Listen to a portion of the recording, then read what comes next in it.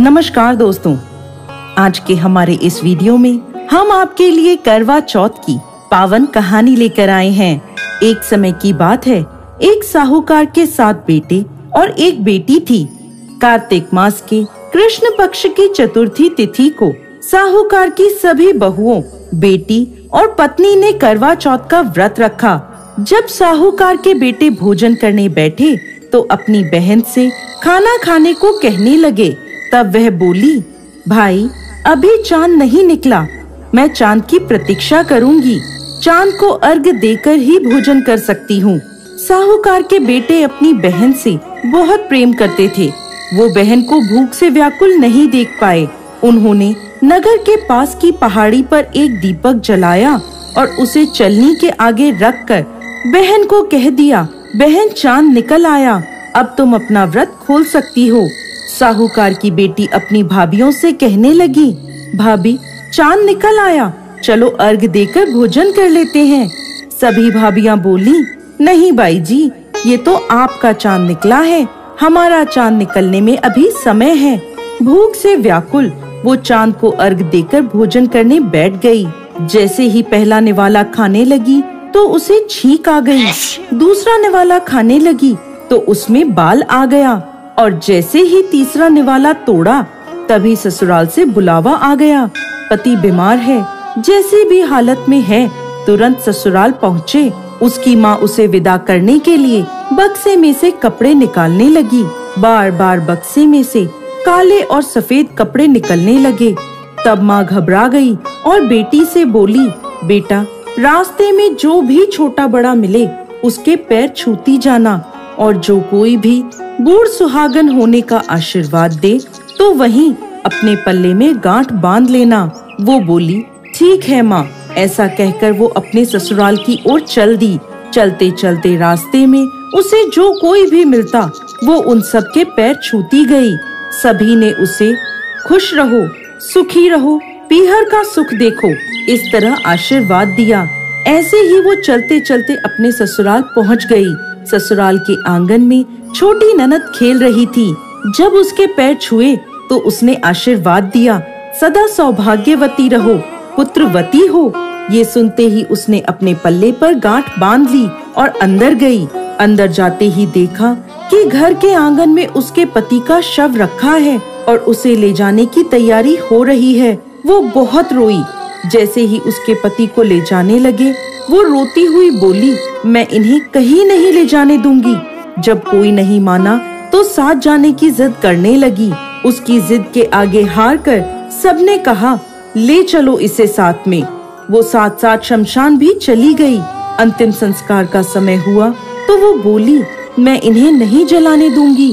ये देखकर सब कहने लगे, पहले तो अपने पति को खा गई, अब उसकी मिट्टी भी खराब कर रही है।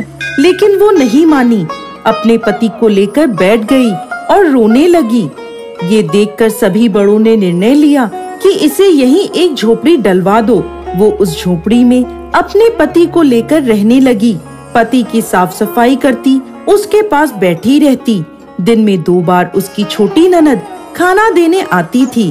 वो हर चौथ का व्रत करती, चांद को अर्घ देती और चौथ माता की कहानी सुनती। जब चौथ माता प्रकट होती और कहती, करवो ले, भाइयों की प्यारी करवो ले, घड़ी बुखारी करवो ले, तब वो उन चौथ माता से अपने पति के प्राण मांगती। लेकिन वो उसे कहती, हमसे बड़ी चौथ माता आएगी तब उनसे अपने पति के प्राण मांगना। एक एक करके सभी चौथें आई। सभी यह कहकर चली गईं। अब अश्विन की चौथ माता बोली, तुझसे कार्तिक की बड़ी चौथ माता नाराज हैं। वही तेरा सुहाग तुझे लौटाएंगी। तू उनके पैर मत छोड़ना और सुहाग का 16 श्रृंगार का सामान तैयार कर लेना। जब कार्तिक की बड़ी चौथ करवा चौथ आई तो उसने अपनी छोटी ननद से 16 श्रृंगार का सामान मंगवाया। जब सास को यह पता चला तो वो बोली, पागल हो गई है ये, जो मांगती है दे आओ। साहूकार की बेटी ने करवा चौथ का व्रत रखा, चांद को अर्घ दिया और जोत जलाई। जब चौथ माता प्रकट हुई तो बोली, करवो ले, भाइयों की प्यारी करवो ले, दिन में चांद उगाने वाली करवो ले, घड़ी बुखारी कर वो ले। उसने उनके पैर पकड़ लिए और बोली, माता मुझे मेरा सुहाग वापस करो। तब चौथ माता बोली, तू तो बड़ी भूखी है, 7 भाइयों की प्यारी बहन है, सुहाग का तेरे लिए क्या काम। तब वो बोली, नहीं माता, मैं आपके पैर तब तक नहीं छोड़ूंगी जब तक आप मेरा सुहाग वापस नहीं करती। अब चौथ माता ने एक एक करके उससे सुहाग का सामान मांगा। उसने सुहाग का सारा सामान चौथ माता को दे दिया। तब चौथ माता ने अपनी आँख से काजल निकाला, नाखूनों से मेहंदी निकाली, मांग से सिंदूर निकाला और उसे करवे में घोलकर छोटी उंगली का छींटा दिया, जिससे उसका पति जीवित हो गया। चौथ माता जाते जाते उसकी झोपड़ी पर लात मार गई, जिससे उसकी झोपड़ी महल बन गई। उसका पति जीवित हो गया। जब छोटी ननद खाना लेकर आई तो देखा भाभी की झोपड़ी की जगह महल खड़ा है।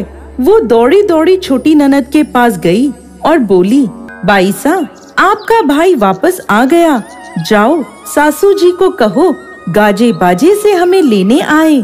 छोटी ननद दौड़ी दौड़ी माँ के पास गई और बोली, मामा भाई जिंदा हो गया। माँ बोली, भाभी के साथ तेरा भी दिमाग खराब हो गया है। वो बोली, नहीं माँ, मैंने देखा है, सच में भाई जिंदा हो गया है। सभी घर वाले गाजे बाजे के साथ अपने बेटे को लेने पहुँचे। बेटे को जिंदा देखकर सास बहू के पैर छूने लगी और बहू सास के पैर छूने लगी। बहू बोली, माताजी देखो आपका बेटा वापस आ गया।